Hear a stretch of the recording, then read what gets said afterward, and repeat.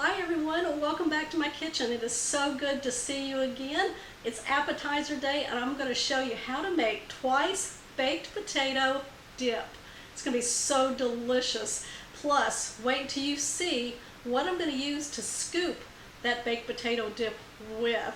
This is great for parties, the holidays that are just right around the corner, football season, which is right upon us.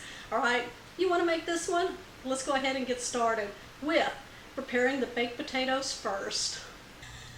I've got large potatoes here. When I say large, I mean extra large.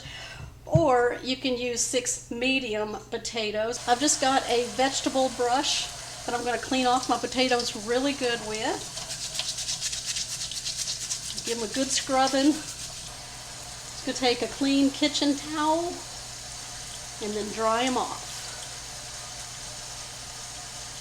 I'm just going to place these on a cutting board.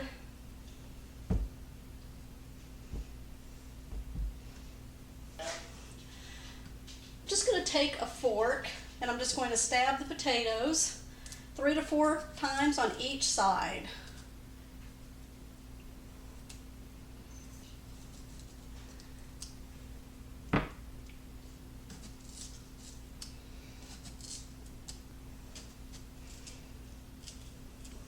We're going to preheat our oven to 400 degrees. I have a large sheet pan. I'm just going to line it with some parchment paper.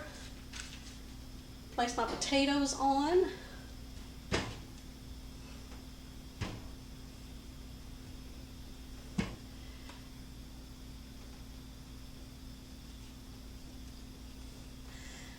Now the potatoes generally take about 50 to 60 minutes in the oven. These are pretty large, so they may stay in for an hour and 15 minutes. I'm going to show you how we're going to check these to make sure that they're done when they come out of the oven.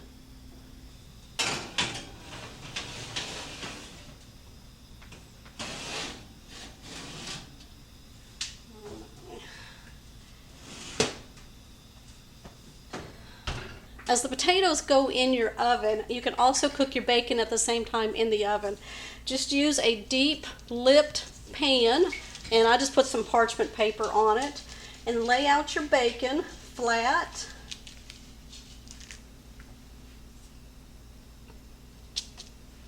And then you can place this in the oven on the bottom rack the same time that you're cooking your potatoes. Now just remember, the bacon will only take between 15 to 20 minutes until you get your desired crispness. So make sure you set an additional timer for that.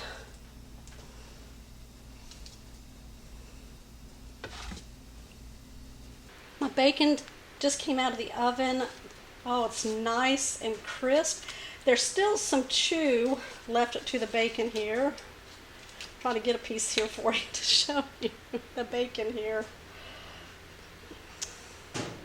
Perfectly cooked the way we like it. Okay, I've cooled the bacon down just a little bit, that way I can handle it. Now what I'm doing is just placing it onto a plate with some paper towels, and that will help drain any excess grease off of our bacon.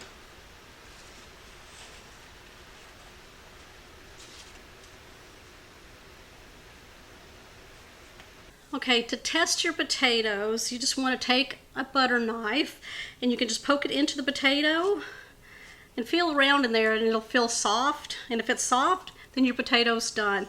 All right, I've allowed the potatoes to cool down for about 10 minutes so that they're easily workable, so we can handle them pretty well. You just want to take a large knife and cut your potato lengthwise in half.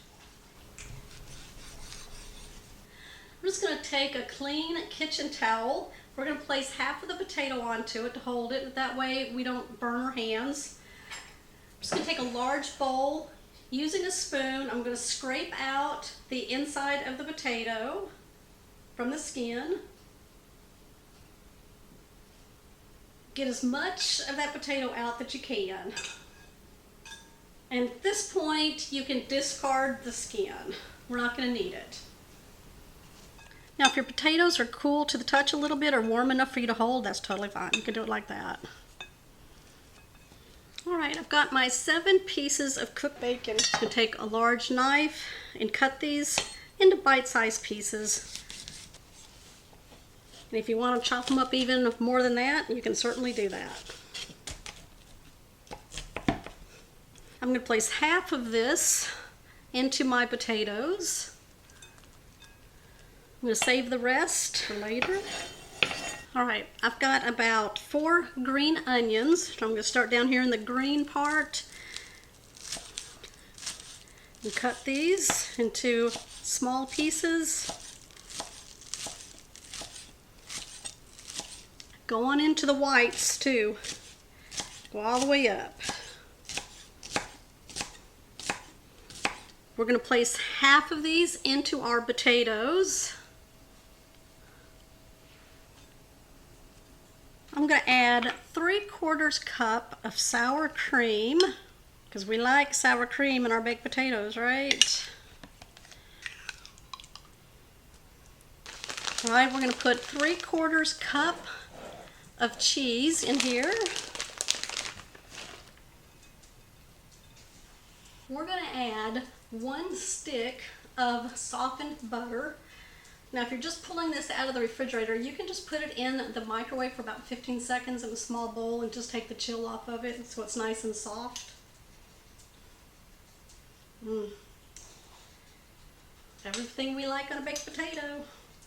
We're going to season this up with some salt, 1/4 teaspoon, some black pepper, 1/4 teaspoon, and some garlic powder, 1/4 teaspoon.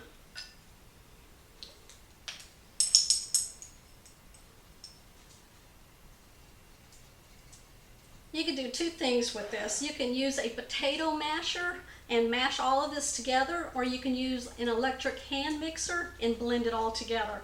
I'm just going to use my masher here. That way I have nice chunks in here. I don't want to blend this smooth, okay? So I'm going to go ahead and start doing that. Now we're going to make this a dip version. So what we're going to do, add 1/2 cup of mayonnaise and mix that all in.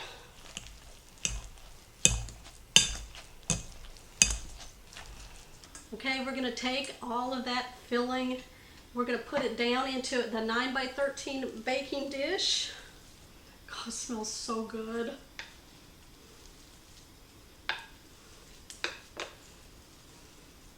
We're going to smooth it evenly.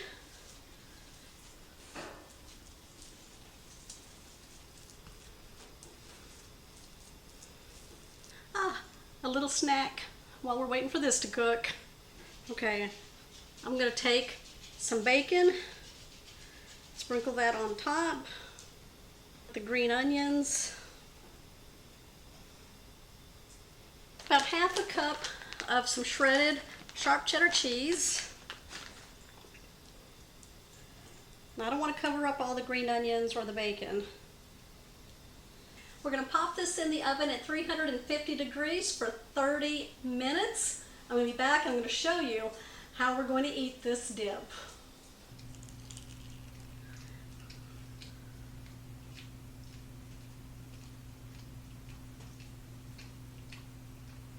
Ooh, yummy bite right there.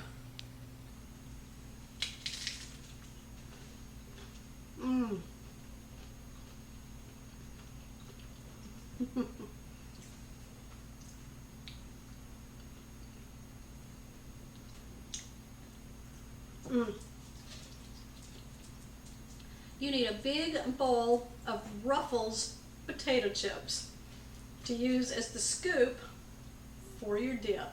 There you go, you guys. Serve it up warm. Serve it up with a bowl of your favorite Ruffles chips. And you've got a delicious dip appetizer for parties, holidays, football, tailgating. Heck, make some of this for your movie night at home. That would be so delicious. All right, thumbs up this one. Make sure you comment down below. And if you're new to the channel, don't forget to hit that subscribe button down below and that bell notification.